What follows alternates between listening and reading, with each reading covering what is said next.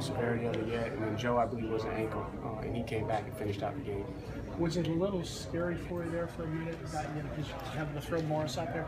Well, I thought about it for a second, and then I just tried to get back in the groove of calling the plays, and knew that, just from a protection standpoint, may have to help him out a little bit, slide in protection in his direction, give him a little bit of help. But man, he held up, and then Joe came back in, and just hats off to Coach Caldwell and Thomas Austin, who works with him in the offensive line, because they were challenged, and not only did they run the football, but the quarterback was only sacked one time.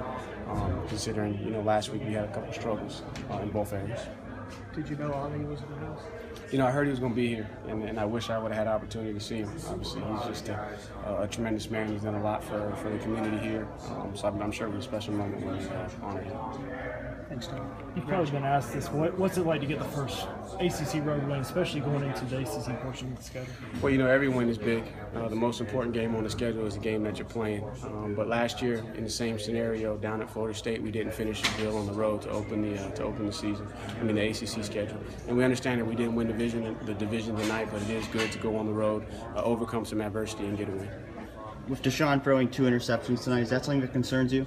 No, if you look at the first one, hats off to number 13. He made a heck of a play. I think it was a one-handed dive and catch that he made. And then, the other one was a tough deal. We were expecting a certain look, and he gave, he put a little bit outside, gave, I think it was Tay an opportunity, and their guy made a play. So not worried about it. We'll get him locked back in and dialed in. He's his biggest critic.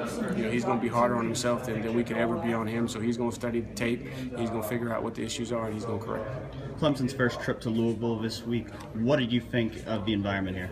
Up in the box, it's hard to get a feel for it. But pregame, I think they have a really, really good atmosphere. Everyone was very nice to us. I think that their trip to Clemson, our fans treated them well. So just the reception here was very, very nice by the fans and the people working the game. As far as the atmosphere during the game, I can't comment on that because I was up in the box.